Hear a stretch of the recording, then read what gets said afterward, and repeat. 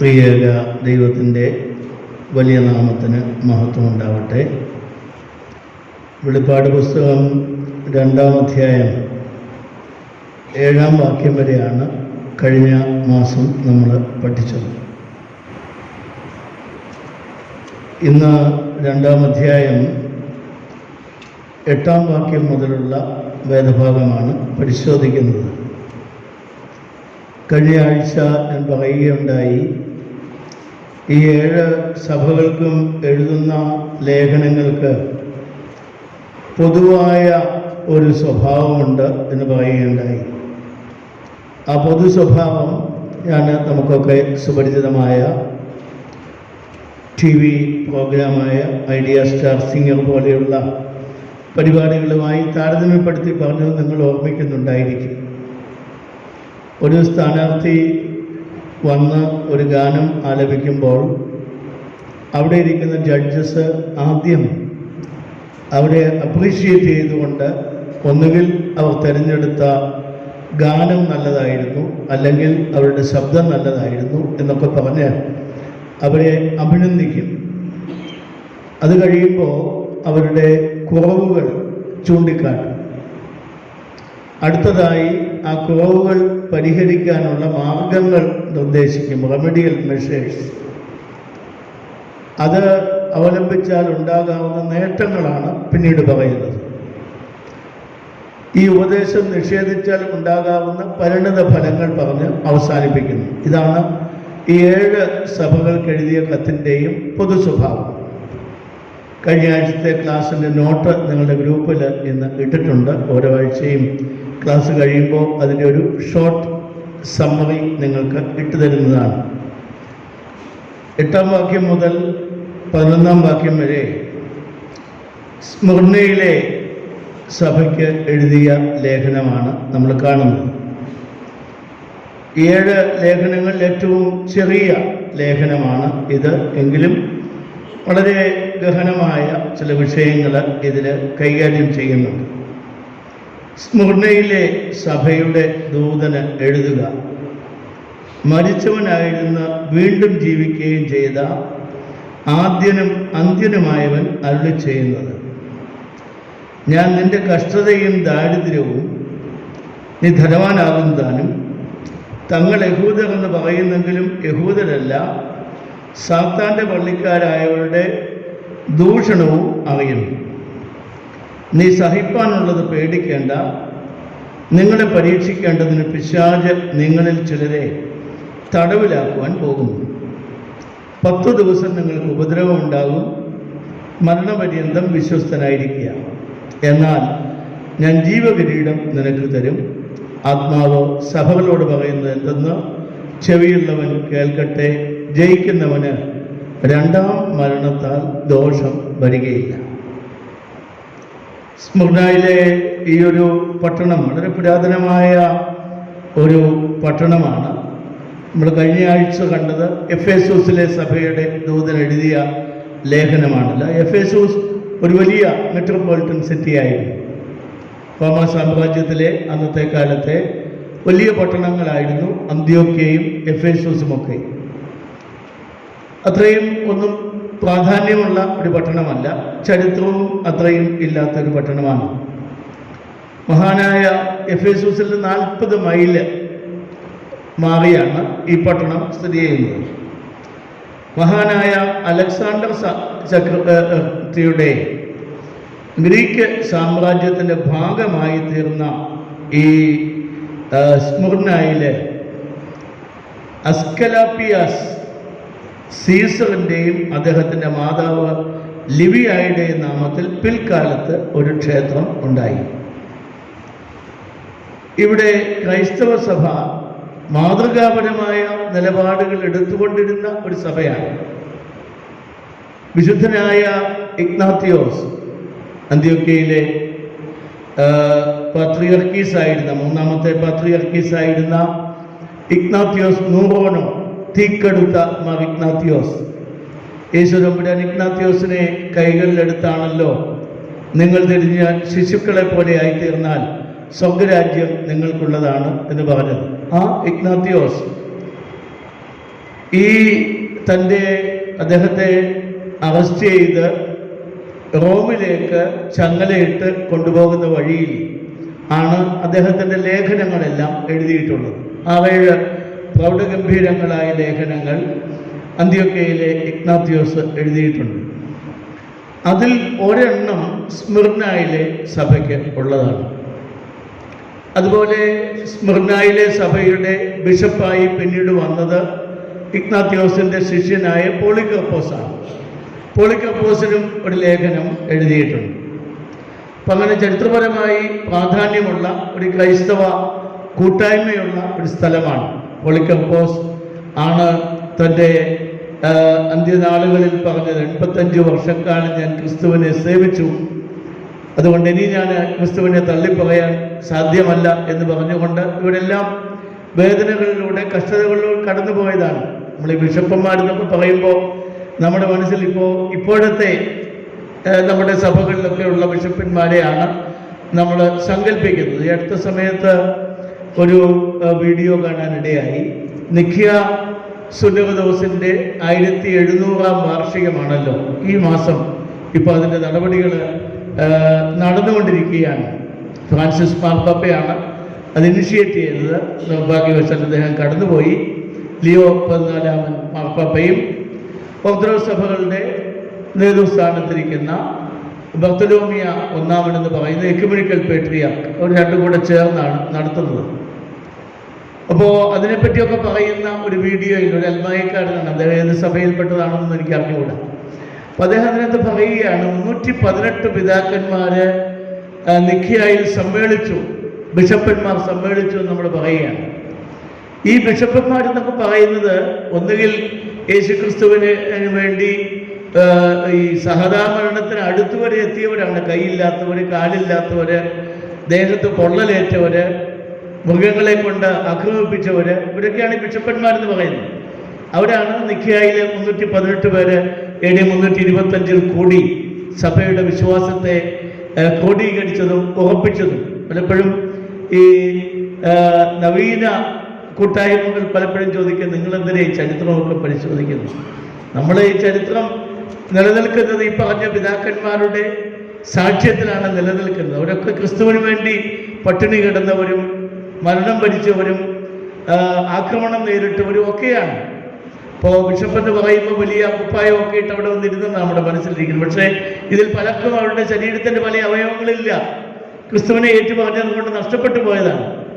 അപ്പം ഇത് പറഞ്ഞതുപോലെ ഈ സ്മിർനായിലെ പോളികർപ്പോസ് ദീർഘകാലം ജീവിച്ചിരുന്നു. അദ്ദേഹം എല്ലാ വിപരീത സാഹചര്യങ്ങളെയും നേരിട്ടുകൊണ്ടാണ് ആ സഭയെ നയിച്ചുകൊണ്ടിരുന്നത്. അദ്ദേഹത്തിൻ്റെ സഭയാണ് ഈ സ്മിർനായിലെ സഭ എന്ന് പറയുന്നത്. ഇവിടെ പ്രത്യേകിച്ച് ഈ സഭയുടെ ഒരു പ്രത്യേകത, മാതൃകാപരമായ നിലപാടുകൾ, ശക്തമായ നിലപാടുകൾ എടുത്ത ഒരു സഭയാണ്. അതുകൊണ്ടാണ് ഇവിടെ ഈ കത്തിൽ വായിക്കുന്നത്, ഞാൻ നിന്റെ കഷ്ടതയും ദാരിദ്ര്യവും, എന്നിട്ട് ഹൈഫൻ ഇട്ടിട്ട് പറയുകയാണ്, നീ ധനവാനാകും താനും. Spiritually the church is enriched, വളരെ റിസോഴ്സ്ഫുള്ളാണ് ആത്മീയമായി. പക്ഷേ ഭൗതികമായി ധാരാളം കഷ്ടതകളും ന്യൂനതകളും ദാരിദ്ര്യവും ഒക്കെയുള്ള സഭയാണ്. നീ നിന്റെ കഷ്ടതയും ദാരിദ്ര്യവും തങ്ങൾ യഹൂദർ എന്ന് പറയുന്ന, എങ്കിലും യഹൂദരല്ല, സാത്താൻ്റെ പള്ളിക്കാരായവരുടെ ദൂഷണവും അറിയുന്നു. ഇപ്പം 3 തരത്തിലുള്ള ചലഞ്ചസ് ആണ് ഈ സഭ നേരിടുന്നത്. ഒന്ന്, ക്രിസ്തുവിന് വേണ്ടി നിലപാടുകൾ എടുക്കുന്നത് കൊണ്ടുണ്ടാകുന്ന കഷ്ടപ്പാടുകൾ. ഈ പ്രഭാഷണത്തിൽ അവസാനത്തെ ഭാഗ്യാവസ്ഥയുടെ അവസാനം പറയുന്നുണ്ടല്ലോ, എൻ്റെ നാമനിമിത്തം നിങ്ങൾ പീഡിപ്പിക്കപ്പെടുമ്പോൾ നിങ്ങൾ ഭാഗ്യവാന്മാർ എന്ന് പറയുന്നുണ്ട്. പീഡിപ്പിക്കുക എന്നൊക്കെ പറയുന്നത് ഈ സഭാചരിത്രത്തിൻ്റെ പാരമ്പര്യത്തിൽ ഉണ്ടായിട്ടുള്ളൊരു വാക്കാണ്. സത്യവിശ്വാസത്തിന് വേണ്ടി നിലപാടെടുത്തവരെ കൊല്ലുകയും അടിക്കുകയും ഒക്കെ ചെയ്ത ഒരു സാഹചര്യത്തിലാണ് പീഡിപ്പിക്കുക എന്ന് പറയുന്നത്. ഇന്നിപ്പം വന്നിട്ട് സ്ത്രീകളെ ആക്രമിക്കുന്നതിനാണ് പീഡിപ്പിക്കുക എന്ന് നമ്മൾ പറയുന്നത്. വളരെ വളരെ വ്യത്യസ്തമായ ഒരു അർത്ഥതലത്തിലേക്ക് പോയി. അതിലേക്കൊന്നും ഞാനിപ്പോൾ കയറുന്നില്ല. അപ്പോൾ ഈ കഷ്ടതയുണ്ട്, ദാരിദ്ര്യമുണ്ട്. ഒരു സഭ എന്ന് പറയുന്നത് ദരിദ്ര സഭയിൽ കൂടെ പോയെങ്കിലേ, ദരിദ്ര അവസ്ഥയിൽ കൂടെ പോയെങ്കിലേ നമ്മുടെ വിശ്വാസം ശരിക്കും തെളിവാകുകയുള്ളൂ. എപ്പോഴും നമ്മൾ ആരാണ് എന്ന് തെളിയിക്കുന്നത് when we are confronted with negative forces. നമുക്കെപ്പോഴും സുഖവും സമൃദ്ധിയും സന്തോഷവുമാണെങ്കിൽ പെരുന്നാളുകൾ നടത്താനും ഘോഷയാത്രകൾ നടത്താനും യേശുക്രിസ്തുവിനെ ഏറ്റുപറയാനും ഒക്കെ നിഷ്പ്രയാസമാണ്, നമ്മളൊക്കെ ചെയ്യുന്നത് അതാണ്. പക്ഷെ ഒരു പീഡനം വരുന്ന ഒരു സാഹചര്യത്തിൽ, ജീവൻ പോലും നഷ്ടപ്പെടും എന്ന് പറയുന്ന ഒരു സാഹചര്യത്തിൽ, നിങ്ങളുടെ തൊഴിൽ നഷ്ടപ്പെടുമെന്ന് പറയുന്ന സാഹചര്യത്തിൽ, നിങ്ങളുടെ വീടുകൾ നഷ്ടപ്പെടുമെന്ന് പറയുന്ന സാഹചര്യത്തിൽ ക്രിസ്തുവിനെ ഏറ്റുപറയാനായിട്ട് നിങ്ങൾ സന്നദ്ധരാണ്. ഇതാണ് സ്മുർനയിലെ ആ പുരാതന സഭ ഇന്ന് നമ്മളോട് ചോദിക്കേണ്ട ഒരു ചോദ്യം. അപ്പോൾ കഷ്ടതയുണ്ട്, ദാരിദ്ര്യമുണ്ട്. പിന്നീട് യഹൂദർ എന്ന് പറയുന്നെങ്കിലും യഹൂദരല്ല, സാത്താന്റെ പള്ളിക്കാരായവരുടെ ദൂഷണവും അറിയുന്നു. യഹൂദർ എന്ന് പറഞ്ഞ് ബൈ ബർത്ത് ജ്യൂസായ ആളുകളുണ്ട്, പക്ഷെ ഉള്ളിൻ്റെ ഉള്ളിൽ ആത്മീയത കാണുകയില്ല.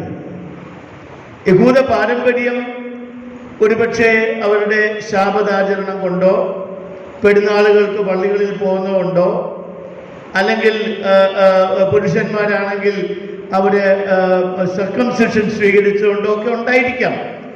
പക്ഷെ ഉള്ളിൻ്റെ ഉള്ളിൽ യഥാർത്ഥ യഹൂദന്മാരല്ല. യോഹന്നാന്റെ സുവിശേഷം 8-ാം അധ്യായത്തിലാണല്ലോ കർത്താവിനെ ഒരു കൂട്ടം യഹൂദ തീവ്രവാദികൾ എതിർക്കുന്നത്. അവിടെ ചോദിക്കുന്നു, ഞങ്ങൾക്ക് മോശയുടെ പൈതൃകമുണ്ട്, ഞങ്ങൾ അബ്രഹാമിൻ്റെ മക്കളാണ്, നീ ആരുടെ മകനാണ്? ഒരു ചലഞ്ച് ചെയ്ത് ചോദിക്കുക.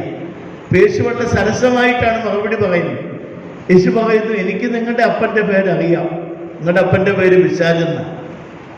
നിങ്ങൾ ദൈവത്തിൻ്റെ മക്കളാണെങ്കിൽ ഇങ്ങനെയൊന്നും എന്നോട് പെരുമാറുകയില്ല. നിങ്ങളിപ്പോൾ നിങ്ങളുടെ പ്രവൃത്തിയാണ് ഒരാളെ പൈതൃകം എന്താണ് എന്ന് തെളിയിക്കുന്നത്.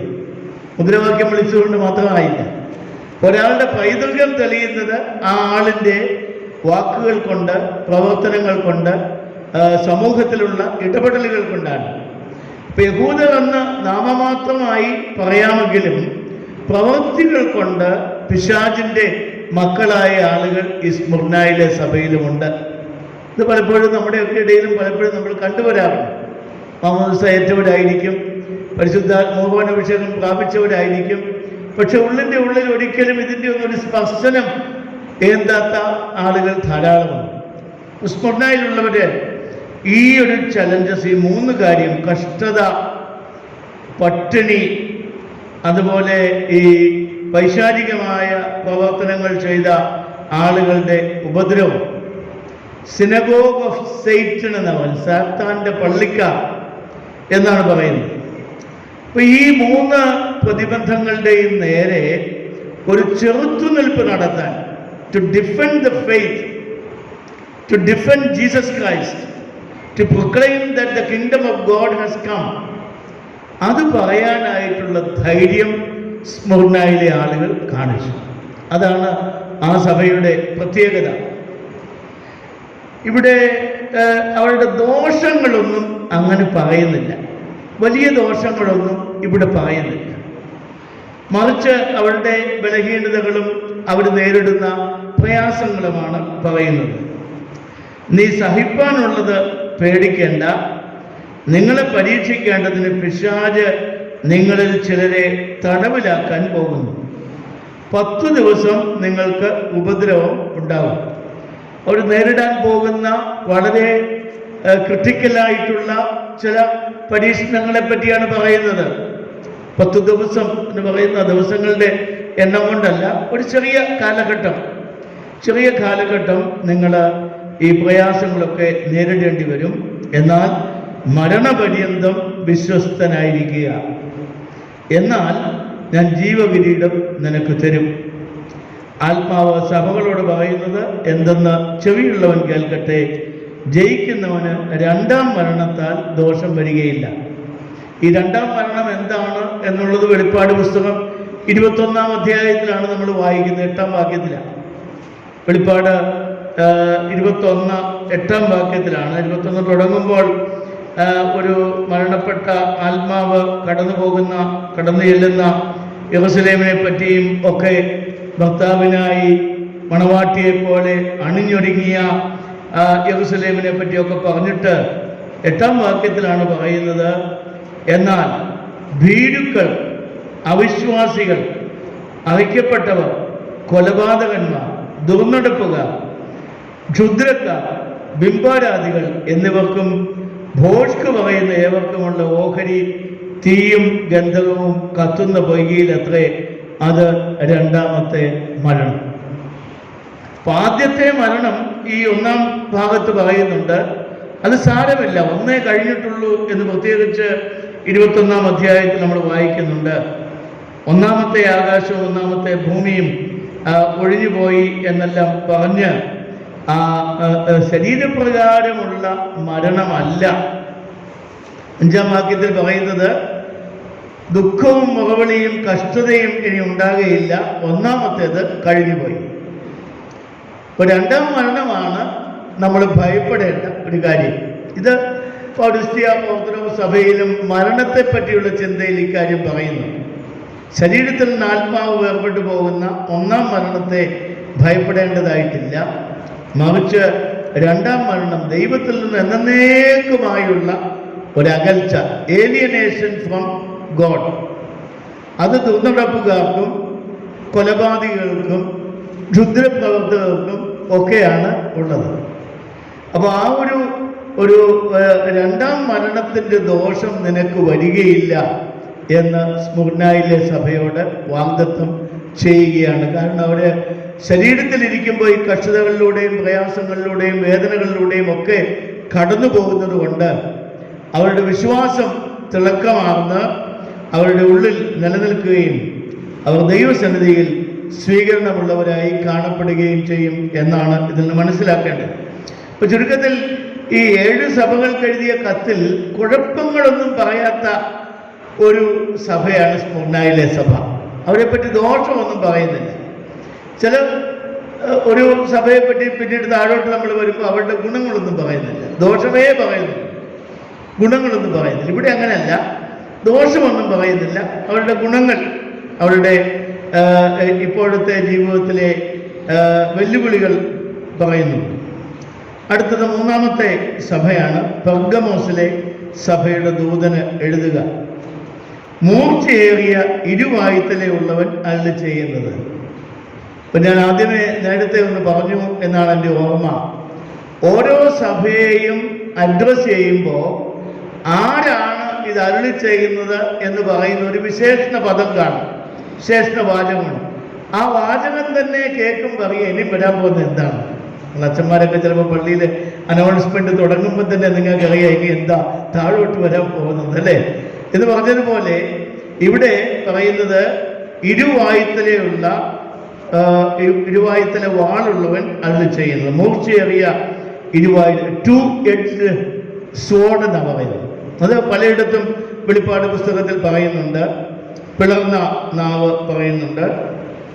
നീ എവിടെ നിൽക്കുന്നുവെന്നും അത് സാത്താന്റെ സിംഹാസനം ഉള്ളതെന്നും ഞാൻ അറിയുന്നു. നീ എൻ്റെ നാമം മുറുകെ പിടിച്ചിരിക്കുന്നു. നിങ്ങളുടെ ഇടയിൽ സാത്താൻ പാർക്കുന്നിടത്ത് തന്നെ എൻ്റെ സാക്ഷിയും വിശ്വസ്തനുമായ അന്തിപ്പാസിനെ കൊന്ന കാലത്ത് പോലും നീ എങ്കിലുള്ള വിശ്വാസം നിഷേധിച്ചിട്ടില്ല. എങ്കിലും നിന്നെക്കുറിച്ച് കുറഞ്ഞൊരു കുറ്റം പറയാനുണ്ട്.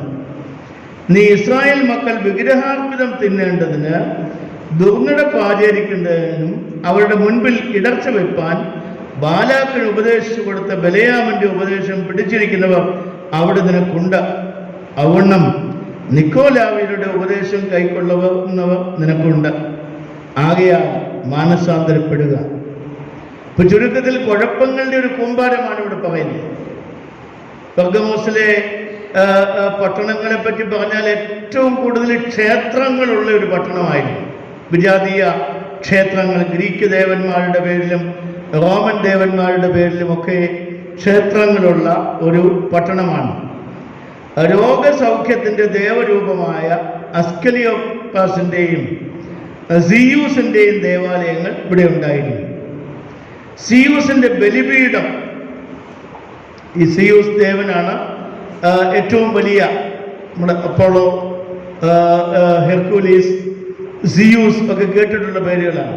അപ്പൊ സിയൂസ് ആണ് ഈ ദേവന്മാരിൽ ഏറ്റവും വലിയ ദേവൻ. അദ്ദേഹത്തിന്റെ ബലിപീഠം പണിതിരുന്നത് ഒരു സിംഹാസനത്തിന്റെ ആകൃതിയിലായിരുന്നു. അതുകൊണ്ടാണ് ഇവിടെ ഇവരുടെ വാസത്തെ പറ്റി പറയുന്നത്, നീ എവിടെ പാർക്കുന്നു എന്നും അത് സാത്താന്റെ സിംഹാസനമുള്ളിടമെന്നും ഞാൻ അറിയുന്നു. അതായത് സിയൂസ് ദേവന്റെ ക്ഷേത്രം, സിയൂസിന്റെ ബിംബമായി വച്ചിരിക്കുന്ന ഒരു സിംഹാസനം, അവിടെയാണ് നിന്റെ വാസം. വാസ്തവത്തിൽ ഈ സഭക്കാരെ നമ്മളൊന്ന് താണു വീണ് വന്നിക്കുന്നതാണ്. എന്തോ ഒരു വിപരീത സാഹചര്യമാണ്. നമുക്കൊക്കെ ഒരു സന്തോഷം, തിരുവല്ലയിലൊക്കെ താമസിക്കുന്നവർക്ക് വിശ്വാസം സംരക്ഷിക്കാൻ അങ്ങനെ വലിയ പ്രശ്നമൊന്നുമില്ല. സഭകളൊക്കെ പലതാണേലും എല്ലാവരും യേശു ക്രിസ്തുവിനെ പറ്റി പറയുന്നു. ഇവിടെ അങ്ങനെയല്ല. ഒരു വലിയ വിഭാഗം ആളുകൾ വിജാതീയ ദേവന്മാരെ ആരാധിക്കുന്നു, യാഗങ്ങൾ അർപ്പിക്കുന്നു, തീർത്ഥയാത്രകൾ നടത്തുന്നു. അതിനിടയ്ക്ക് ഒരു കൊച്ചു സഭയായിട്ട് ഇവിടെ നിൽക്കുകയാണ്. നീ എൻ്റെ നാമം മുറുകെ പിടിച്ചിരിക്കുന്നു, നിങ്ങളുടെ ഇടയിൽ സാത്താൻ പാർക്കുന്നിടത്ത് തന്നെ എൻ്റെ സാക്ഷിയും വിശ്വസ്തനുമായ അന്തിപ്പാസിനെ കൊന്ന കാലത്ത് പോലും നീ എങ്കിലുള്ള വിശ്വാസം നിഷേധിച്ചില്ല. ഇവിടെ അന്തിപ്പാസ് എന്ന് പറയുന്നത് നമ്മുടെ ഹെറഡ് അന്തിപ്പാസ് എന്നുള്ള പേര് നമ്മൾ കണ്ടിട്ടുണ്ട്. മർക്കോസിന്റെ സുവിശേഷത്തിൽ ഹെരോദ്യ രാജ്ഞി അവിടെ മകള് ഡാൻസ് ചെയ്തതുമൊക്കെ ആ പിതാവിന്റെ പേര് അന്തിപ്പാസ് എന്നാണ്. അതൊരു ഹെരോദാവിന്റെ 3 ആൺമക്കളിൽ ഒരാളായിരുന്നു. ആ അന്തിപ്പാസ് അല്ല, ഇവിടെ ആ ഒരു പേര് കോമൺ ആയിട്ടുള്ളൊരു പേരാണ്. അപ്പൊ ഇവിടെ ഈ ക്രിസ്തുവിന്റെ സാക്ഷിയായ അന്തിപ്പാസിനെ പറ്റിയാണ് പറയുന്നത്. സാക്ഷിയും വിശ്വസ്തനുമായ അന്തിപ്പാസിനെ കൊന്ന കാലത്ത് പോലും നീ എങ്കിലുള്ള വിശ്വാസം നിഷേധിച്ചില്ല. എങ്കിലും നിന്നെക്കുറിച്ച് കുറഞ്ഞൊരു കുറ്റം പറയാനുണ്ട്. ഇസ്രായേൽ മക്കൾ വിഗ്രഹാർപ്പണം തിന്നേണ്ടതിനും ദുർനടപ്പ് ആചരിക്കേണ്ടതിനും അവരുടെ മുൻപിൽ ഇടർച്ച വരുത്താൻ ബാലാക്കിന് ഉപദേശിച്ചു കൊടുത്ത ബിലെയാമിന്റെ ഉപദേശം പിടിച്ചിരിക്കുന്നവർ അവിടെ നിനക്കുണ്ട്. ഇപ്പൊ ഈ ഭൂരിപക്ഷം ആളുകൾ വിഗ്രഹാരാധനക്കാരും യാഗങ്ങൾ അർപ്പിക്കുന്നവരുമായതുകൊണ്ട് അയൽപക്കത്തുള്ള ആ ആളുകൾ ഇവരെയും നിർബന്ധിക്കും. സ്വാഭാവികമായി നമുക്കറിയാം, ഒരു മറ്റ് മതങ്ങളിൽപ്പെട്ട ഒരു വളരെ ഭൂരിപക്ഷമായിരിക്കുന്ന ഒരു പ്രദേശത്ത് വളരെ ന്യൂനപക്ഷമായിരിക്കുന്ന ഒരു ക്രൈസ്തവ സഭ ഞങ്ങൾക്ക് ഇതൊന്നും ബാധകമല്ല എന്ന് പറഞ്ഞ് അങ്ങനെ കുറച്ചുനാൾ പോകാൻ ഒക്കുകയില്ല, എളുപ്പമല്ല. അപ്പോൾ അങ്ങനെയുള്ള നിർബന്ധത്തിന്റെ നടുവിൽ ആണ് പറയുന്നത്, ഈ ബാലാക്കിന് ബിലെയാം ഉപദേശിച്ചു കൊടുത്ത ഉപദേശം സംഖ്യാപുസ്തകത്തിലാണ്. 22, 23, 24 അധ്യായങ്ങളിലാണ് ഈ ബാലാക്കിനെയും ബിലെയാമിനെയും ഒക്കെ നമ്മൾ കാണുന്നത്. ഇസ്രായേൽ മക്കളുടെ കനാൻ ദേശത്തേക്കുള്ള യാത്ര മധ്യേ എരീകോവിന്റെ സമീപത്ത് യോർദാൻ അക്കരെ മോവാബ് സമഭൂമിയിൽ പാളയം ഇറങ്ങിയപ്പോഴാണ് സിപ്പോറിന്റെ മകനായ ബാലാക്ക് എന്ന് പറയുന്ന ആള് അതറിയുന്നത്. ജനം വളരെ ആയിരുന്നതുകൊണ്ട് മോവാബ് ഏറ്റവും ഭയപ്പെട്ടു. ബയോറിന്റെ മകനായ ബിലെയാമിനെ വിളിപ്പാൻ അവന്റെ സ്വന്തം ദേശത്ത് നദീതീരത്തുള്ള പെഥോരിലേക്ക് ഈ ബാലാക്ക് ദൂതന്മാരെ അയച്ചു. അങ്ങനെ വന്ന് ഉള്ള കാര്യങ്ങളെല്ലാം സംഖ്യാപുസ്തകം 22 മുതൽ നമ്മൾ കാണുന്നുണ്ട്. ബാലാക്ക് ദൈവം ബിലെയാമിനോട് നീ അവരോടുകൂടെ പോകരുത്, ആ ജനത്തെ ശപിക്കുകയും അരുത്. ബാലാക്ക് ബിലെയാമിനോട് ആവശ്യപ്പെട്ടത് ഇവരെ ശപിക്കണം, ഇസ്രായേൽക്കാരെ ശപിക്കണമെന്നാണ്. അപ്പൊ ദൈവം ആ ബിലെയാമിനോട് പറഞ്ഞു, നീ അവരോടുകൂടെ പോകരുത്, ആ ജനത്തെ ശപിക്കുകയും അരുത്. 22-ാം അധ്യായം 12-ാം വാക്യം സംഖ്യാപുസ്തകം. വീണ്ടും ബാലാക്ക് അവരെക്കാൾ മാന്യന്മാരായ അധികം പ്രഭുക്കന്മാരെ അയച്ചു. വീണ്ടും അദ്ദേഹത്തെ ബിലെയാമിനെ ഇൻഫ്ലുവൻസ് ചെയ്യുകയാണ്. അങ്ങനെ തൻ്റെ ഗ്രഹം നിറച്ച് വെള്ളിയും പൊന്നും എനിക്ക് തന്നാലും എൻ്റെ ദൈവമായ യഹോവയുടെ കൽപ്പന ലംഘിച്ച് ഏറെയോ കുറവോ ചെയ്യുവാൻ എനിക്ക് കഴിയുന്നതല്ല എന്ന് ബിലെയാം ഉത്തരം പറയുന്നു. ഈ കാര്യങ്ങളെല്ലാം ഈ സംഖ്യാപുസ്തകത്തിൽ നമ്മൾ വായിക്കുന്നുണ്ട്. അപ്പം അതാണ് ഇവിടെ ഓർമ്മിപ്പിക്കുന്നത്. ബാലാക്കിന് ഉപദേശിച്ചു കൊടുത്ത ബലിയാമിൻ്റെ ഉപദേശം പിടിച്ചിരിക്കുന്നവർ അവിടെ നിനക്കുണ്ട്. അതുകൊണ്ടും നിക്കോലാവിയരുടെ ഉപദേശം കൈക്കൊള്ളുന്നവർ നിനക്കുണ്ട്. ഈ നിക്കോലാവിയെ പറ്റി കഴിഞ്ഞ ഒരു സഭയ്ക്ക് എഴുതി നമ്മൾ കണ്ടിട്ടുള്ളതാണ്. നിക്കോളാവോസ് എന്ന് പറയുന്ന ഒരു പേര് 7 ശമാശന്മാരിൽ ഒരാളുടെ പേരാണ്. അദ്ദേഹത്തിൻ്റെ കൂട്ടരാണെന്നൊക്കെ ചില ആളുകൾ വ്യാഖ്യാനിക്കുന്നുണ്ട്. പക്ഷെ അതല്ല. ലയോൺസിലെ വിശുദ്ധ ഐറേനിയോസിൻ്റെ കത്തുകളിൽ നിക്കോലാവിയെ പറ്റി പറയുന്നുണ്ട്. വിശദമായിട്ടൊന്നും പറയുന്നില്ല. പക്ഷേ ഇതൊരു ദുരുപദേശമാണ്, ഹെർസിയാണ് എന്ന് പറയുന്നുണ്ട്. അപ്പോൾ അതിൻ്റെ ഫോളോവേഴ്സും ഇവിടെയുണ്ട്. ഇപ്പോൾ ചുരുക്കത്തിൽ ഭൂരിപക്ഷം വരുന്ന ഒരു ഗ്രീക്ക് സിയൂസ് ദേവനെ ആരാധിക്കുന്ന വിഭാഗം, അത് പിന്നീട് ഈ യഹൂദന്മാരുടെ ഇടയിൽ തന്നെ ബിലിയാമിൻ്റെ ഉപദേശം പിടിച്ചിരിക്കുന്നവര്, പിന്നീട് നിക്കോലാവിയർ. ആകയാൽ മാനസാന്തരപ്പെടുക. എപ്പോഴും കർത്താവ് നമ്മളോടൊക്കെ ആവശ്യപ്പെടുന്ന ഒറ്റ കാര്യമേ ഉള്ളൂ, മാനസാന്തരപ്പെടുക എന്നാണ്. സ്വർഗരാജ്യത്തെ പറ്റി യോഹന്നാൻ സ്നാപകൻ പ്രസംഗിക്കാൻ വന്നപ്പോഴും പറഞ്ഞതാണ്, ദൈവരാജ്യം സമീപിച്ചിരിക്കാൻ മാനസാന്തരപ്പെടുകയും ഫലം കായ്ക്കാത്ത വൃക്ഷമെല്ലാം വെട്ടി തീയിലിടും, വൃക്ഷത്തിന് ചുവട്ടിൽ കോടാലി വെച്ചിരിക്കുന്നു എന്നൊക്കെ പറയുന്ന യോഹന്നാൻ സ്നാപകന്റെ വലിയ ഉജ്ജ്വലമായ പ്രസംഗമുണ്ട്. അപ്പൊ അവിടെയൊക്കെ ആവശ്യപ്പെടുന്നത് മാനസാന്തരത്തിന് യോഗ്യമായ ഫലം കായ്ക്കും. നാളെ ഇപ്പോൾ പെന്തിക്കോസ്തി പെരുന്നാളാണ്. പെന്തിക്കോസ്തി പെരുന്നാളിൻ്റെ ഏറ്റവും വലിയ പ്രത്യേകത എന്താണ്?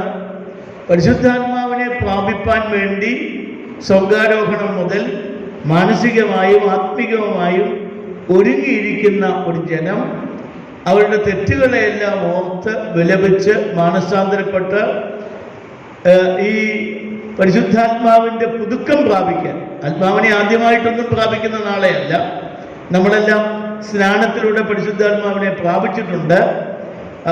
ഞാൻ ഉദാഹരണമായിട്ട് പറഞ്ഞാൽ, ഈ ബ്രിട്ടീഷ് രാജാക്കന്മാര് പട്ടാളക്കാർക്കൊക്കെ വളരെ വില കൂടിയ മെഡലുകൾ സമ്മാനിക്കാറുണ്ട്.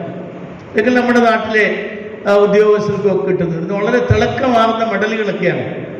പക്ഷെ ഈ മെഡലുകൾ ചിലർ കൊണ്ട് എവിടെയെങ്കിലും ഒരു മൂലയ്ക്ക് വെക്കും. അതിൻ്റെ വിലയറിയാവുന്ന ഓഫീസേഴ്സ് എന്താ ചെയ്യുന്നത്?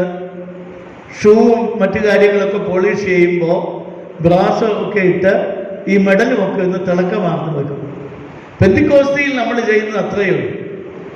ഈ ക്ലാവ് പിടിച്ചിരിക്കുന്ന ഈ മെഡലുകൾ ഒന്ന് പോളിഷ് ചെയ്ത് അതിൻ്റെ തിളക്കം ശോഭയോടുകൂടി ഇരിക്കത്തക്കവണ്ണം അത് മെയിൻറ്റെയിൻ ചെയ്യുക. ഇതാണ് നാളെ പെന്തിക്കോസ്തിയിൽ നമ്മുടെ ആരാധനയിൽ നമ്മൾ ചെയ്യേണ്ടത്. നമുക്ക് ലഭിച്ചിരിക്കുന്ന ദാവീദ് പ്രാർത്ഥിക്കുന്ന പോലെ, ദൈവമേ നിർമ്മലമായൊരു ഹൃദയത്തെ എന്നിൽ സൃഷ്ടിച്ച് സ്ഥിരമായ ഒരാത്മാവിനെ എന്നിൽ പുതുക്കണമേ. നമ്മുടെ എല്ലാം ഉള്ളിൽ സ്ഥിരമായിട്ട് പരിശുദ്ധാത്മാവുണ്ട്. ആ ആത്മാവിനെ ഒന്ന് പുതുക്കണം എന്നുള്ളതാണ് പറയുന്നത്. അപ്പോൾ അവിടെയെല്ലാം ഈ മാനസാന്തരം വളരെ അത്യന്താപേക്ഷിതമായ ഒരു ഘടകമാണ്. ആകയാൽ മാനസാന്തരപ്പെടുക, അല്ലാഞ്ഞാൽ ഞാൻ വേഗത്തിൽ വന്ന് എൻ്റെ വായിലെ വാളുകൊണ്ട് അവരോട് പോരാടും. ദൈവത്തിൻ്റെ പോരാട്ടം എപ്പോഴും ദൈവവചനം കൊണ്ടാണ്, വായിലെ വാളുകൊണ്ടാണ്. ആ ദൈവവചനം എബ്രായ ലേഖനം 4-ാം അധ്യായം 13-ാം വാക്യത്തിൽ നമ്മൾ വായിക്കുന്നുണ്ട്. ദൈവവചനത്തെ പറ്റിയുള്ള ഏറ്റവും ശ്രേഷ്ഠമായ ഒരു നിർവചനമാണ് അവിടെ നമ്മൾ വായിക്കുന്നത്. എബ്രായ ലേഖനം 4-ാം അധ്യായം 12-ാം വാക്യം, ദൈവത്തിൻ്റെ വചനം ജീവനും ചൈതന്യവുമുള്ളതായി ഇരുവായുത്തലയുള്ള ഏത് വാളിനേക്കാളും മൂർച്ചയേറിയതും പ്രാണനെയും ആത്മാവിനെയും സന്ധിമജ്ജകളെയും വേർപിടിവിക്കുമ്പോഴേ തുളച്ചു ചെല്ലുന്നതും ഹൃദയത്തിലെ ചിന്തനങ്ങളെയും ഭാവങ്ങളെയും വിവേചിക്കുന്നതുമാകും. So that is the two-edged sword. ദൈവവചനമാണ് ഇരുവായുത്തലയുള്ള ഈ വാളെന്ന് പറയുന്നത്. അത് മനുഷ്യന്റെ ഉള്ളിലേക്ക് ചെന്ന് മനുഷ്യന്റെ വിചാരങ്ങളെയും ചിന്തകളെയും എല്ലാം ഭേദാഭേദം ചെയ്യിക്കുന്ന ഒന്നാണ്. ദാറ്റ് പിയേഴ്സിംഗ് പവർ അത് ദൈവവചനത്തിലുണ്ട്. നമ്മൾ പലപ്പോഴും ചിന്തിക്കുന്നത് പോലെയല്ല. പല ആളുകളും ദൈവത്തെങ്കിലേക്ക് തിരിഞ്ഞിരിക്കുന്നത് എബ്രായ ലേഖനം 4-ാം അധ്യായം 12-ാം വാക്യമാണ് ഞാൻ വായിച്ചത്. അപ്പോൾ പല ആളുകളും ജീവിതത്തിൽ സമൂലമായ ഒരു മാറ്റം വരുത്തിയത് ഈ ദൈവവചനമാകുന്ന ഇരുവായുത്തലയുള്ള വാൾ ഹൃദയത്തിലേക്ക് ഇറങ്ങിച്ചെന്ന് ഉണ്ടായ പരിവർത്തനം കൊണ്ടാണ്. ഇവിടെയും പെർഗമോസിലെ സഭയോടും ഈ കത്തിൽ പറയുന്നത് ഇങ്ങനെ ഒരു പോരാട്ടമാണ് ഞാൻ നടത്താൻ പോകും. ദൈവത്തിൻ്റെ പോരാട്ടം എപ്പോഴും ദൈവവചനം കൊണ്ടാണ്. അതെത്ര ബൈബിൾ കത്തിച്ചാലും നിന്നു പോകുന്ന ഒരു കാര്യമല്ല. എത്രയെല്ലാം സുവിശേഷകരെ ഇല്ലായ്മ ചെയ്താലും നിന്നു പോകുന്ന ഒന്നല്ല. നിത്യമായി നിലകൊള്ളുന്ന, സ്ഥായിയായി നിലകൊള്ളുന്ന ഒന്നാണ് ദൈവത്തിൻ്റെ വചനം. ആത്യന്തികമായി ദൈവത്തിൻ്റെ വചനമെന്ന് പറയുന്നത് യേശുക്രിസ്തുവാണെന്ന് നമ്മൾ പഠിച്ചിട്ടുണ്ട്. വചനം ജഡമായി കൃപയും സത്യവുമുള്ളവനായി നമ്മുടെ ഇടയിൽ പാർത്തു. So the word of God is ultimately Jesus Christ. യോഹന്നാന്റെ സുവിശേഷം 1-ാം അധ്യായം 14-ാം വാക്യത്തിലാണ് നമ്മൾ വായിക്കുന്നത്. വചനം ജഡമായി കൃപയും സത്യവുമുള്ളവനായി നമ്മുടെ ഇടയിൽ പാർത്തു. ആ ദൈവവചനമാണ്, അല്ലെങ്കിൽ യേശുക്രിസ്തു നൽകുന്ന മാനസാന്തരത്തിൻ്റെ സന്ദേശമാണ് ഏറ്റവും വലിയ പോരാട്ടത്തിൻ്റെ ആയുധം. നമ്മളൊന്ന് ചിന്തിച്ചു നോക്കിയാൽ യുദ്ധങ്ങളിൽ കൂടെ അല്ല അധികവും ക്രൈസ്തവ സഭ വളർന്നിട്ടുള്ളത്. ക്രൈസ്തവ സഭ വളർന്നിട്ടുള്ളതെല്ലാം ഈ ഇരുവായുത്തലയുള്ള വാളാകുന്ന ദൈവവചനത്തിൻ്റെ മൂർച്ചയേറിയ പ്രവർത്തനം കൊണ്ടാണ്. അതാണ് നമ്മുടെ ഇന്ത്യയുടെ ഗ്രാമങ്ങളിലൊക്കെ സുവിശേഷകർ പോയി ചെയ്യുന്നത്. വിപരീത സാഹചര്യമാണ്. പലരെയും കൊല്ലുകയും തല്ലുകയും അടിച്ചോടിക്കുകയും പള്ളികൾ തീവച്ച് നശിപ്പിക്കുകയും ഒക്കെ ചെയ്യുമ്പോഴും ചുറ്റുപാടും വസിക്കുന്ന ജനങ്ങളുടെ ഇടയിൽ ഉണ്ടാകുന്ന ഒരു മനപരിവർത്തനമുണ്ട്. ഇപ്പോൾ ഗ്രഹാം സ്റ്റെയിൻസിനെയും കുഞ്ഞുങ്ങളെയും ആ വാനിലിട്ട് തീവച്ച് നശിപ്പിച്ചത് നമുക്കറിയാം. പക്ഷെ അതുകൊണ്ടൊന്നും അദ്ദേഹത്തിൻ്റെ മിഷനറി പ്രവർത്തനത്തിൻ്റെ ആഴമൊന്നും കുറഞ്ഞിട്ടില്ല. കാരണം അദ്ദേഹത്തിൻ്റെ സുവിശേഷ പ്രവർത്തനം കൊണ്ട് അനേകം ആളുകളുടെ ജീവിതത്തിൽ വലിയ പരിവർത്തനമുണ്ടായി. ഞാൻ നാഗ്പൂരിലുള്ള ഒരു കാലത്താണ് ഈ മധ്യപ്രദേശിൽ നമ്മുടെ അങ്കമാലിക്കാരത്തിയായ ഒരു സിസ്റ്ററിൻ്റെ പേര് ഞാൻ മറന്നുപോയി. ബസ്സിൽ യാത്ര ചെയ്യുമ്പോൾ ഒരു ഗ്രാമീണൻ വന്ന് പിടിച്ചിറക്കി 34 വെട്ടുവെട്ടിയാണ് ആ സ്ത്രീയെ കൊന്നത്. പക്ഷെ ആ മനുഷ്യന് പിന്നീട് മാനസാന്തരമുണ്ടായി.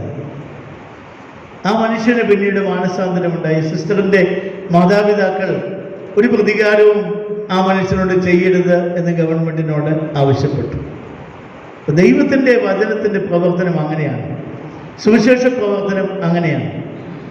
അവിടെ മനുഷ്യൻ്റെ മാനസാന്തരം, മനുഷ്യൻ്റെ പുതിയ ഒരു ജീവിത ശൈലി, an alternative to the present lifestyle, an alternate lifestyle, that is what is required by the sermons and by the word of God. അതാണ് ഈ പെർഗമോസിലെ സഭയോടും ദൈവം ആവശ്യപ്പെടുന്നത്. എൻ്റെ വായിലെ വാളുകൊണ്ട് അവരോട് പോരാടും, ആത്മാവ് സഭകളോട് പറയുന്നത് എന്തെന്ന് ചെവിയുള്ളവൻ കേൾക്കട്ടെ. ജയിക്കുന്നവന് ഞാൻ മറഞ്ഞിരിക്കുന്ന മന്ന കൊടുക്കും, ഞാൻ അവന് വെള്ളക്കല്ലും ലഭിക്കുന്നവനല്ലാതെ ആരും അറിയാത്തതും ആ കല്ലിൽ മേൽ എഴുതിയിരിക്കുന്നതുമായ പുതിയ പേരും കൊടുക്കും. 3 ഗിഫ്റ്റ്സാണ് അവർക്ക് കൊടുക്കുന്നത്, 3 സമ്മാനങ്ങളാണ്. ഒന്ന്, മറഞ്ഞിരിക്കുന്ന മന്ന ഞാൻ അവർക്ക് കൊടുക്കും. നമ്മൾ സീൻ മരുഭൂമിയിൽ കൂടെ യാത്ര ചെയ്യുന്ന ഇസ്രായേൽ മക്കൾക്ക് മന്ന വർഷിപ്പിച്ചു കൊടുത്ത ദൈവത്തെപ്പറ്റി പുറപ്പാട് പുസ്തകത്തിലൊക്കെ നമ്മൾ വായിക്കുന്നുണ്ട്. അപ്പോൾ ആ ഒരു മന്നയാണ് നമ്മുടെ കർത്താവ് എന്നുള്ളത് യോഹന്നാന്റെ സുവിശേഷം 6-ാം അധ്യായത്തിൽ നമ്മൾ വീണ്ടും വായിക്കുന്നു. ഈ ഒരു പശ്ചാത്തലത്തിൽ വേണം ഈ മന്ന എന്നുള്ളത് നമ്മൾ മനസ്സിലാക്കാൻ.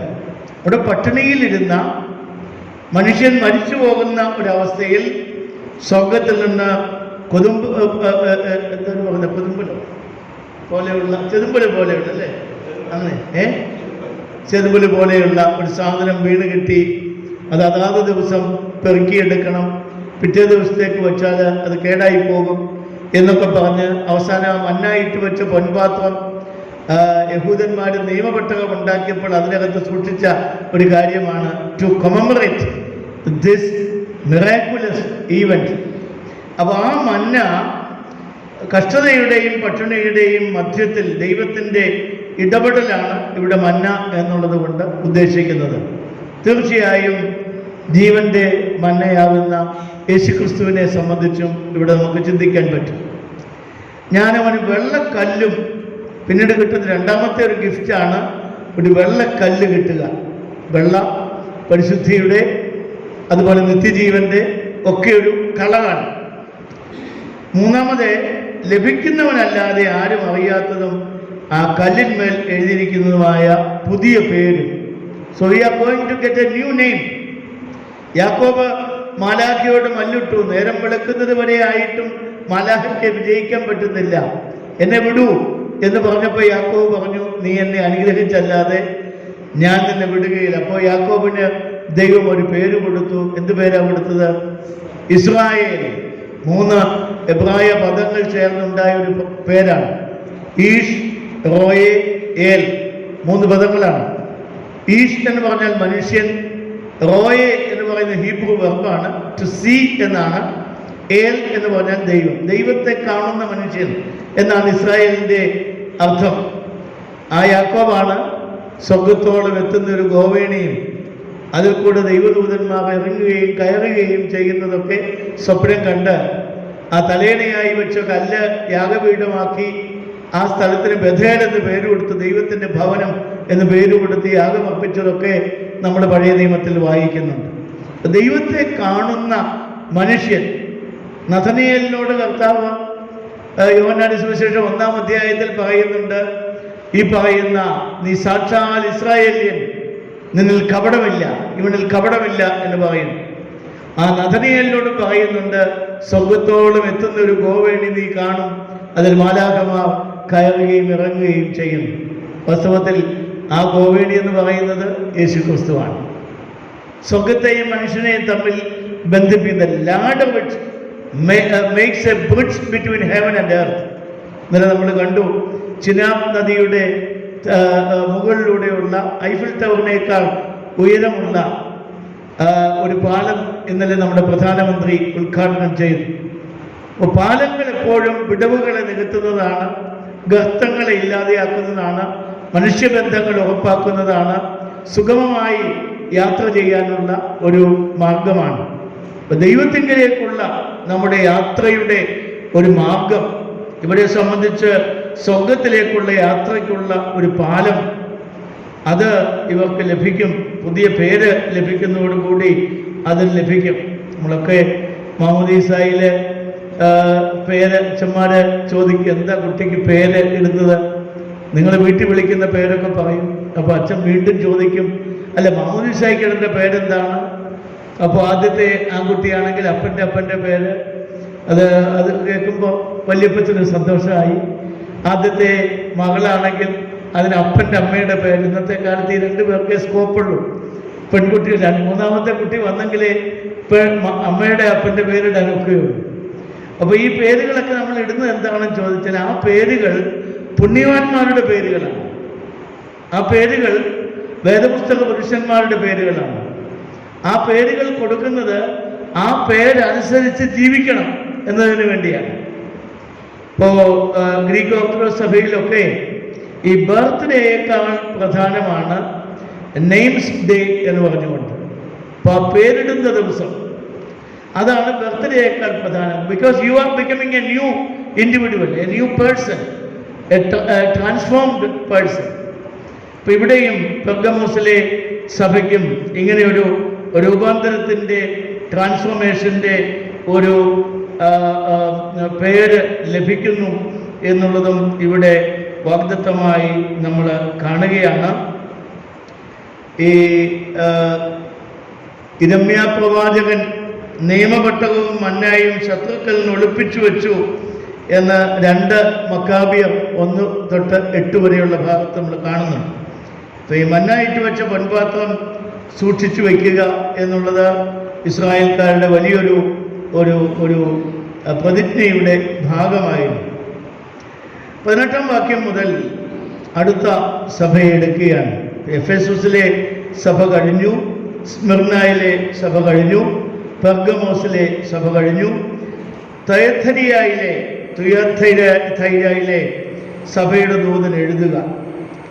അഗ്നിജ്വാലയ്ക്കൊത്ത കണ്ണും വെള്ളോട്ടിന് സദൃശ്യമായ കാലുമുള്ള ദൈവപുത്രൻ അരുളി ചെയ്യുന്നത്, ഞാൻ നിന്റെ പ്രവൃത്തിയും നിന്റെ സ്നേഹം, വിശ്വാസം, ശുശ്രൂഷ, സഹിഷ്ണുത എന്നിവയും നിന്റെ ഒടുവിലത്തെ പ്രവൃത്തി ആദ്യത്തേതിലും ഏറെ എന്നും അറിയുന്നു.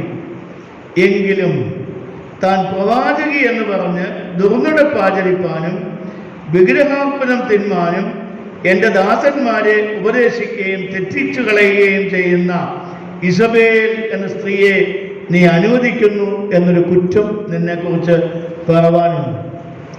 ഞാൻ അവൾക്ക് മാനസാന്തരപ്പെടുവാൻ സമയം കൊടുത്തിട്ടും ദുർനടപ്പ് വിട്ട് മാനസാന്തരപ്പെടുവാൻ അവൾക്ക് മനസ്സില്ല. ഞാൻ അവളെ കിടപ്പിലും അവളുമായി വ്യഭിചരിക്കുന്നവരെ അവളുടെ നടപ്പ് വിട്ട് മാനസാന്തരപ്പെടാതിരുന്നാൽ വലിയ കഷ്ടതയിലും ആക്കിക്കളയും. അവളുടെ മക്കളെയും ഞാൻ കൊന്നുകളയും. ഞാൻ ഉൾപ്പൂവുകളെയും ഹൃദയങ്ങളെയും ആരായുന്നവൻ എന്ന് സകല സഭകളും അറിയും. ഇത് വളരെ തീക്ഷ്ണമായ പദപ്രയോഗങ്ങളുള്ള വളരെ ശക്തമായ സന്ദേശമുള്ള ഒരു ലേഖനമാണ്. ഈ തൈഥരിയ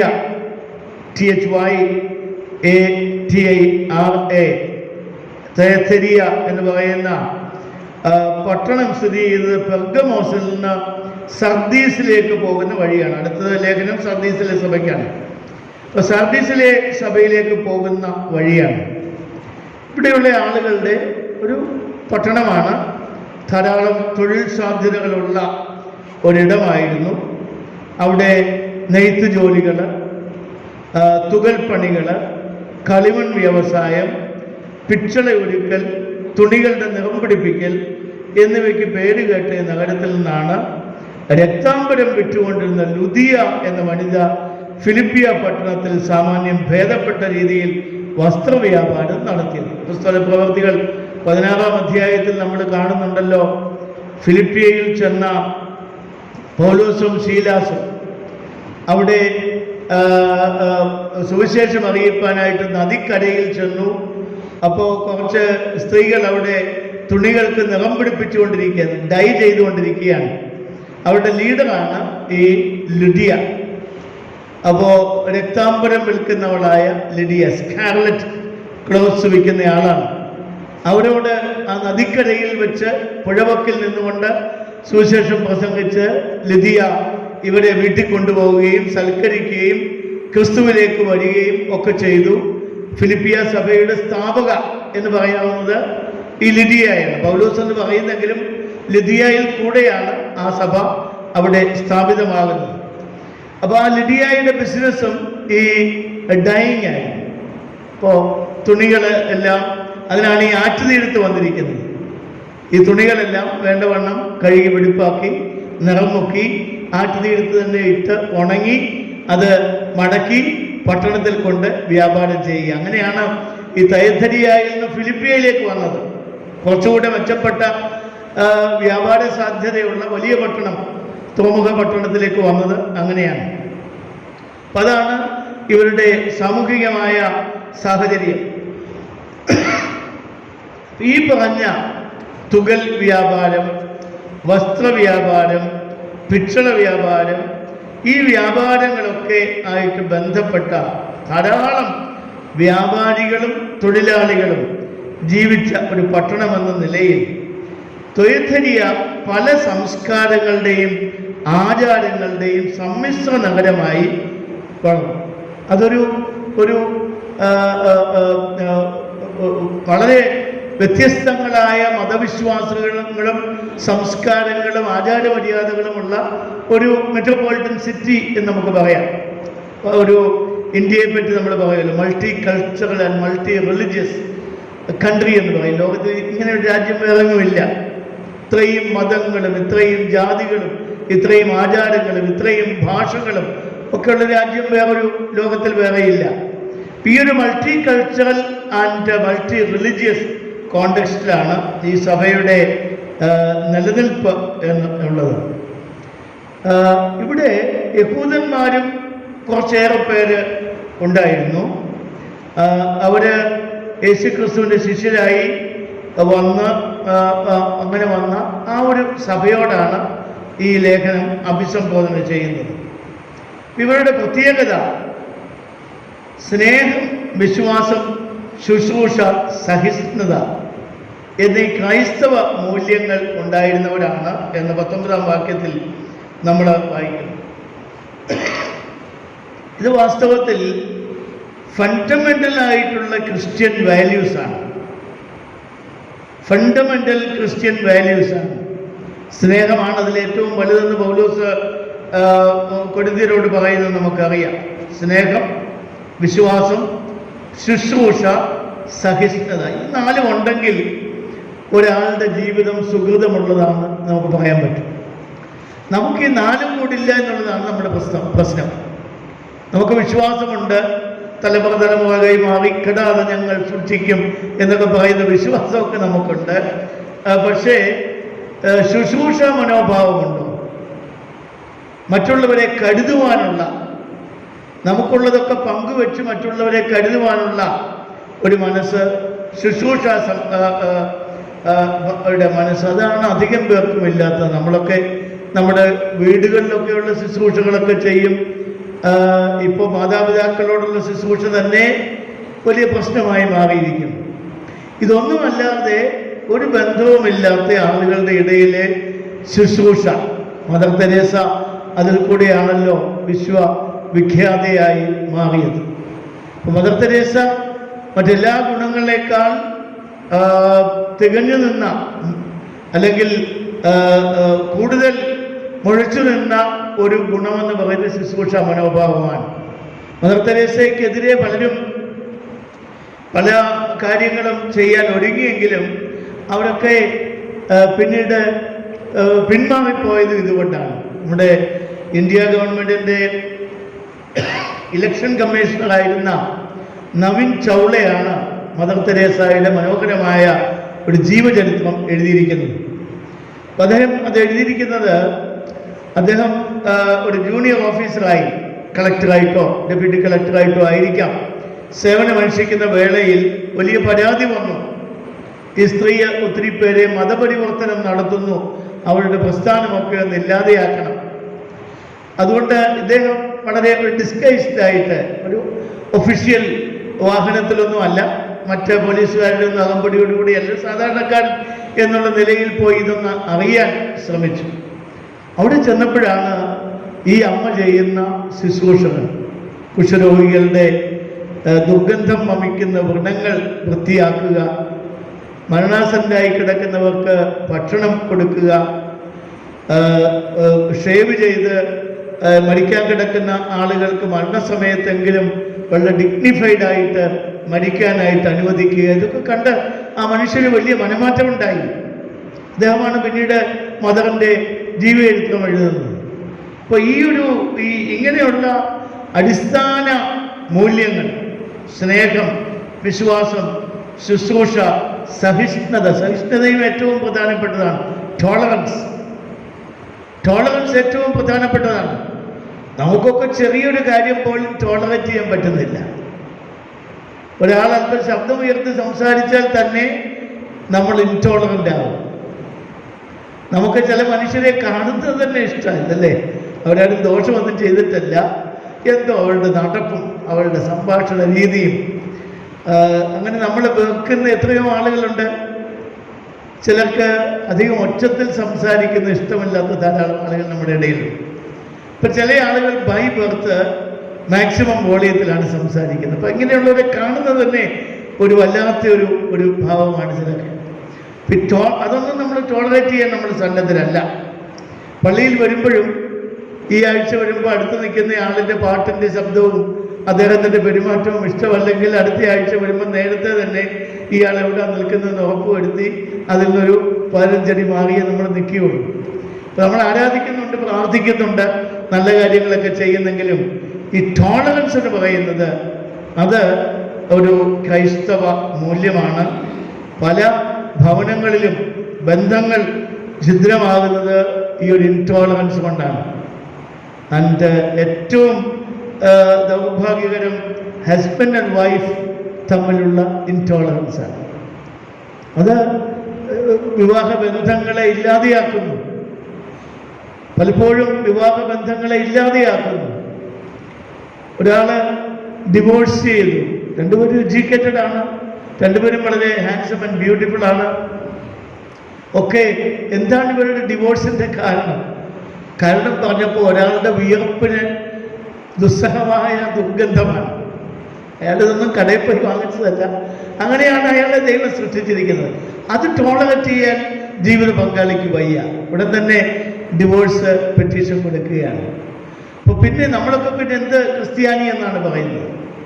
ഇവിടെ ഈ സഭയെ പറ്റി പറയുന്നത് ഇവരുടെ ഈ ഒരു ഫണ്ടമെന്റൽ ക്രിസ്ത്യൻ വാല്യൂസ് മെയിൻറ്റെയിൻ ചെയ്യുന്നു. നിന്റെ ഒടുവിലത്തെ പ്രവൃത്തി ആദ്യത്തേതിലും ഏറെ എന്നും ഞാൻ അറിയുന്നു. അത് ഈ പറയുന്ന സഹിഷ്ണുത ആകാനാണ് സാധ്യത. എങ്കിലും സഹിഷ്ണുത കൂടിയത് കൊണ്ട് വന്ന ഒരു പ്രയാസമാണ് ഇനിയും പറയുന്നത്. ഈ ടോളറൻസ് കൂടിയത് കൊണ്ട് വന്ന ഒരു പ്രയാസമാണ്. എങ്കിലും താൻ പ്രവാചകി എന്ന് പറഞ്ഞ് ദുർനടപ്പാചരിപ്പാനും വിഗ്രഹാർപ്പണം തിന്മാനും എൻ്റെ ദാസന്മാരെ ഉപദേശിക്കുകയും തെറ്റിച്ചു കളയുകയും ചെയ്യുന്ന ഇസബേൽ എന്ന സ്ത്രീയെ നീ അനുവദിക്കുന്നു എന്നൊരു കുറ്റം നിന്നെ കുറിച്ച് ഭഗവാനുണ്ട്. How far we can tolerate? നമ്മുടെ സഹിഷ്ണുത ഏതളവ് വരെ പോകാം? എല്ലാം നമ്മൾ സഹിക്കണമോ? അടിസ്ഥാനപരമായി ക്രിസ്തുവിലേക്ക് ഉള്ള നമ്മുടെ ശ്രദ്ധ തകർത്തു കളയുന്ന ശക്തികളെ ടോളറേറ്റ് ചെയ്യണമെന്ന് ദൈവം ആവശ്യപ്പെടുന്നില്ല. നമ്മൾ പലപ്പോഴും ഉണ്ടല്ലോ, എന്തായാലും ഒരു കയ്യിലൊരു വേദപുസ്തകമുണ്ടല്ലോ, നമുക്കങ്ങ് പ്രാർത്ഥിക്കാൻ അനുവദിക്കാം. ചിലപ്പോൾ അതാണ് പിന്നീട് വലിയ അപകടത്തിലേക്ക് പോകുന്നത്. ഇവിടെ പറയുന്ന ഇസബേല് ദുർനടപ്പുകാരിയും വിഗ്രഹാർപ്പിതം തിന്നാൻ പ്രേരിപ്പിക്കുന്നവളും ആളുകളെ ദുരുപദേശം ചെയ്യുന്നവളുമാണ്. ഇസബേൽ എന്നുള്ള പേര് തന്നെ നമുക്കറിയാം, ഒരു ദുഷ്ട കഥാപാത്രത്തിൻ്റെ, ആഹാബ് രാജാവിൻ്റെ പത്നിയുടെ പേരാണ്. ഈ ഇസബേലും പ്രവൃത്തിയിൽ വളരെ ദുഷ്ടതയുള്ള ഒരാളായിട്ടാണ് പറയുന്നത്. ഈ വിഗ്രഹാരാധന പറയുന്നിടത്തെല്ലാം, പഴയ നിയമം തുടങ്ങി പുതിയ നിയമത്തിലുമെല്ലാം, wherever there is a reference to idolatry, അവിടെ ഒരു ദുർനടപ്പിൻ്റെ ധ്വനി കൂടെ എപ്പോഴും ഉണ്ട്. പൗലോസിന്റെ ലേഖനങ്ങളിലുമൊക്കെ ഈ വിഗ്രഹാരാധനയെ എതിർക്കുമ്പോൾ അതിന് പ്രധാന കാരണം പറയുന്നത് അതുമായി ബന്ധപ്പെട്ട ദുർനടപ്പും വേശ്യാവൃത്തിയും പരസംഗവും ഒക്കെയാണ്. ഇപ്പം ഇസബേലിൻ്റെ കാര്യത്തിലും ഇവിടെ അത് വളരെ വിവരിച്ച് പറയുന്നുണ്ട്. ഞാൻ അവളെ കിടപ്പിലും അവളുമായി വ്യഭിചരിക്കുന്നവരെ അവളുടെ നടപ്പ് വിട്ട് മാനസാന്തരപ്പെടാതിരുന്നാൽ വലിയ കഷ്ടതയിലും ആക്കിക്കളയും. So god is going to എന്താണ് പറയുന്നത്, ഈ സ്ത്രീയുടെ ഈ ശക്തി ക്ഷയിപ്പിക്കാൻ ദൈവം തീരുമാനിച്ചു കഴിഞ്ഞു. അവളെ കിടപ്പിലാക്കിക്കളയും എന്നാണ് പറയുന്നത്. അവളുമായി പരസംഗം ചെയ്തവരെ ശിക്ഷിക്കേണ്ടതാണ്. But if they are ready to repent, അവരെ ഞാനിപ്പോൾ ശിക്ഷിക്കുകയില്ല. ഇപ്പം എവിടെയും ഈ മാനസാന്തരം, നമ്മുടെ പാപം എത്ര കഠിനമായിരുന്നാലും ദൈവം ക്ഷമിക്കാനായിട്ടുള്ള ഒരു പ്രൊവിഷൻ മാനസാന്തരത്തിൽ പുതിയ നിയമത്തിൽ നമുക്ക് വളരെ ആവർത്തിച്ച് കാണാവുന്ന ഒരു ഗുണമാണ്. അവളുടെ മക്കളെയും കൊന്നുകളയും. വളരെ ഈ 7 കത്തുകളിൽ ഇത്രയും കഠിനമായ ഒരു ശബ്ദം മറ്റൊരു സഭയ്ക്കും കേൾക്കേണ്ടി വന്നിട്ടില്ല. കാരണം അത്രയും ഒരു ഹെറിറ്റിക്കലായിട്ടുള്ള ഒരു വേദോപരീതപരമായ ഉപദേശവും പ്രവർത്തനവും ജീവിത ചര്യകളുമാണ് എന്ന് വേണം മനസ്സിലാക്കാൻ. നിങ്ങളുടെ പ്രവൃത്തിക്ക് തക്കവണ്ണം ഞാൻ നിങ്ങൾക്ക് ഏവർക്കും പകരം ചെയ്യും. അത് നമുക്കറിയാം, ബേസിക്കായിട്ട് നമ്മളെല്ലാം അറിയുന്നതാണ്. ഈ ദിവനാസ്യോസ് ബർസ്ലീബിയുടെ തക്സ കുർബാന ചൊല്ലുമ്പോൾ, അപ്പോൾ അവിടെ പ്രത്യേകിച്ച് എടുത്തു പറയുന്നൊരു വാചകമാണ്, ഓരോരുത്തരും അവനവൻ്റെ പ്രവൃത്തിക്ക് തക്കവണ്ണം പ്രതിഫലം കൊടുക്കുന്ന ദൈവമേ എന്നാണ് പറയുന്നത്. എങ്കിലും നമ്മൾ അവർക്ക് വേണ്ടി പ്രാർത്ഥിക്കും. പക്ഷേ സ്വാഭാവികമായി അവർക്ക് കിട്ടേണ്ട പ്രതിഫലം അവരുടെ പ്രവൃത്തിക്കനുസരിച്ചാണ്. But we still pray for such people because the lord is a merciful lord. ഒരു ഉദാഹരണമായിട്ട് ചിന്തിച്ചാൽ, ഒരപ്പൻ വലിയ കള്ളുകുടിയനും തല്ലുകാരനും ഒക്കെയാണെന്ന് വിചാരിക്കുക. അയാളുടെ മക്കൾ അയാൾക്ക് വേണ്ടി പ്രാർത്ഥിക്കാതിരിക്കുമോ? അവരുടെ പപ്പയല്ലേ, പ്രാർത്ഥിക്കാതിരിക്കുമോ? ദൈവം ആ പ്രാർത്ഥന കേൾക്കാതിരിക്കുമോ? ദൈവം തീരുമാനിക്കട്ടെ. പക്ഷേ സ്വാഭാവികമായും പ്രാർത്ഥിക്കും. പക്ഷേ പ്രാർത്ഥിക്കുന്നത് കൊണ്ട് ഈ ആൾ വീണ്ടും വീണ്ടും ഈ രീതിയിൽ തന്നെ ജീവിക്കണം, അങ്ങനെ ജീവിച്ചാലും കുഴപ്പമില്ല, വല്ലവരുമൊക്കെ പ്രാർത്ഥിച്ച് രക്ഷപ്പെടാം എന്ന് വിചാരിച്ചാൽ അത് നടപ്പാകുന്ന കാര്യമല്ല. പ്രവൃത്തിക്ക് തക്കവണ്ണം ഞാൻ നിങ്ങൾക്കേവർക്കും പകരം ചെയ്യും. എന്നാൽ ഈ ഉപദേശം കൈക്കൊള്ളാതെയും അവർ പറയും പോലെ സാത്താൻ്റെ ആഴങ്ങൾ അറിഞ്ഞിട്ടില്ലാതെയും തുയഥൈരിയയിലെ ശേഷം പേരോട് ഒരു ഒരു ഒരു ഒരു commendable number of people have already turned to the ways of Jezebel. നല്ല ഒരു സംഖ്യ ആളുകൾ ഇസബേലിൻ്റെ ദൈവദൂഷണത്തിൻ്റെ പാതയിലായി കഴിഞ്ഞു. അതുകൊണ്ടാണ് ഇത്ര കഠിനമായി ആത്മാവ് പറയുന്നത്. ആ സഭയുടെ വലിയൊരു വിഭാഗം മാറിക്കഴിഞ്ഞു. എന്നാൽ മാറാത്ത ആളുകൾ സാത്താൻ്റെ ആഴങ്ങൾ അറിഞ്ഞിട്ടില്ലാത്തവർ എന്നാണ് അവരെ പറ്റി പറയുന്നത്. തുയഥൈരിയയിലെ ശേഷം പേരോട് വേറൊരു ഭാരം ഞാൻ നിങ്ങളുടെ മേൽ ചുമത്തുന്നില്ല. Already you have a burden on your shoulders. ഈ ഒരു വലിയ വേദപീഠിതം എന്ന് പറയുന്ന ബർഡൻ നിങ്ങളുടെ ഷോൾഡറിലുണ്ട്. എന്നിട്ടും നിങ്ങൾ കടിച്ചു പിടിച്ചിങ്ങനെ നിൽക്കുകയാണ്, വീണു പോകാതിരിക്കാൻ. So I am not going to give you any other burden. ഞാൻ നിങ്ങൾക്ക് വേറൊരു ഭാരവും നിങ്ങളുടെ മേൽ ചുമത്തുന്നില്ല. എങ്കിലും നിങ്ങൾക്കുള്ളത് ഞാൻ വരും വരെ പിടിച്ചുകൊള്ളുവീൻ എന്ന് ഞാൻ കൽപ്പിക്കുന്നു. കർത്താവിൻ്റെ രണ്ടാമത്തെ വരവ് വരെ നമ്മുടെ വിശ്വാസവും നമ്മുടെ സ്നേഹവും നമ്മുടെ സഹിഷ്ണുതയും നമ്മുടെ എല്ലാം സൂക്ഷിച്ച് അവനായി കാത്തിരിക്കണം എന്നുള്ളത് സന്ദേശം ഇവിടെ കിട്ടുന്നു. ജയിക്കുകയും ഞാൻ കൽപ്പിച്ച പ്രവൃത്തികളെ അവസാനത്തോളം അനുഷ്ഠിക്കുകയും ചെയ്യുന്നവന് എൻ്റെ പിതാവ് എനിക്ക് തന്നതുപോലെ ഞാൻ ജാതികളുടെ മേൽ അധികാരം കൊടുക്കും. കർത്താവിന് പിതാവാം ദൈവം കൊടുത്ത അധികാരമാണ്. വിശ്വാസികൾ അല്ലാതെ ഇരിക്കുന്ന ജാതികളായ ആളുകൾ ക്രിസ്തുവിലേക്ക് തിരിഞ്ഞു വരാനായിട്ട് ഉള്ളൊരവസരം. അപ്പോൾ ആ ഒരു ജാതികളുടെ മേൽ അധികാരം കൊടുക്കും. കർത്താവിൻ്റെ ഉയർത്തെഴുന്നേൽപ്പിനെ പറ്റി വിശുദ്ധ മത്തായി ശ്ലീഹ രേഖപ്പെടുത്തുമ്പോഴാണ്, വിശുദ്ധ മത്തായിയുടെ സുവിശേഷം 28-ാം അധ്യായം 16 മുതൽ 20 വരെ, അവിടെയാണ് കർത്താവ് പറയുന്നത്, സകല അധികാരവും എനിക്ക് നൽകപ്പെട്ടിരിക്കുന്നു.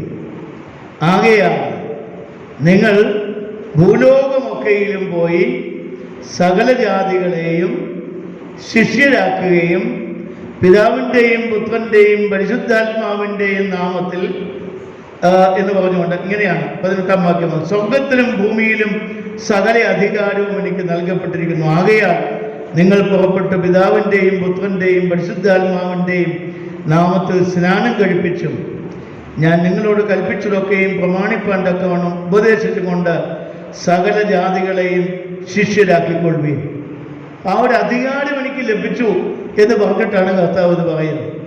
അപ്പം അങ്ങനെ കർത്താവിന് കിട്ടിയ ആ അധികാരം പോലെ ഇവിടെ ഈ തുയഥൈരിയ സഭയ്ക്ക് ജാതികളുടെ മേൽ ഒരു അധികാരം കൊടുക്കുകയാണ്.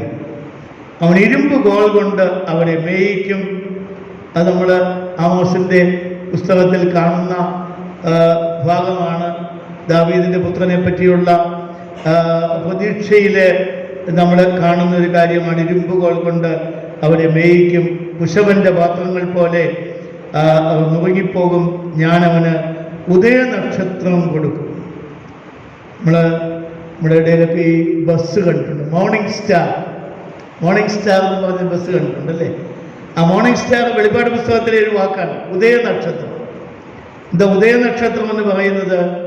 ഏറ്റവും ശോഭയോടുകൂടി സൂര്യനെ നമ്മൾ കാണുന്നത് പ്രഭാതത്തിലാണ്. അസ്തമയ സൂര്യനെയൊക്കെ വരുമ്പോഴത്തേക്കും അതിൻ്റെ രശ്മികളുടെയൊക്കെ ആ ശക്തിയൊക്കെ ഒന്ന് ക്ഷയിച്ച് ആ പ്രകാശമൊക്കെ കുറച്ചുകൂടെ കുറഞ്ഞു വരുന്നു. വാസ്തവത്തിലൊന്നും കുറയുന്നില്ല, നമ്മുടെ ദൃഷ്ടിയിൽ വരുന്ന മാറ്റങ്ങളാണ്. ഉദയനക്ഷത്രം കൊടുക്കും ആത്മാവ് സഭകളോട് പറയുന്നത് എന്തെന്ന് ചെവിയുള്ളവൻ കേൾക്കട്ടെ എന്ന് പറഞ്ഞ് ഇവിടെ അവസാനിപ്പിക്കുകയാണ്. അങ്ങനെ 4 സഭകൾ നമ്മൾ ഇന്ന് പരിശോധിച്ചു. കഴിഞ്ഞ ആഴ്ച എഫേസൂസിൻ്റെ കാര്യം പറയുകയുണ്ടായി. ഇനിയൊരു 3 സഭകൾ കൂടെയുണ്ട്. അത് നമുക്ക് അടുത്ത ആഴ്ച ലേഖനങ്ങളിലേക്ക് പോകാം എന്ന് വിചാരിക്കുന്നു. ഈ ഉദയനക്ഷത്രം ക്രിസ്തുശാസ്ത്രപരമായി ക്രിസ്തുവിൻ്റെ ഒരു ഒരു ഒരു പേരായിട്ടും കൂടെ പറയുന്നു. യേശുക്രിസ്തുവിനെ സൂചിപ്പിക്കുന്ന പല പേരുകളുണ്ട്. ദാവീദ് പുത്രൻ, മനുഷ്യപുത്രൻ, ദൈവപുത്രൻ, യഹോവയുടെ കഷ്ടപ്പെടുന്ന ദാസൻ. യോഹന്നാന്റെ സുവിശേഷം വരുമ്പോഴത്തേക്കും വചനം എന്ന് പറയുന്നു. വെളിപ്പാട് പുസ്തകം വരുമ്പോഴേക്കും ലോകത്തിൻ്റെ പാപത്തെ വഹിക്കുന്ന ദൈവത്തിൻ്റെ കുഞ്ഞാടെന്നുള്ള അർത്ഥമുണ്ട്. ഇവിടെ മറ്റൊരു പേരാണ് ഉദയ നക്ഷത്രം. അപ്പോൾ ക്രിസ്തുവിൻ്റെ സഹവർത്തിത്വം, കൂട്ടായ്മ, അതെല്ലാം ഈ സഭയ്ക്ക് വാഗ്ദാനം ചെയ്യപ്പെട്ടിരിക്കുകയാണ്. ഞാൻ അവിടെ എൻ്റെ വാക്കുകൾ ചുരുക്കുന്നു.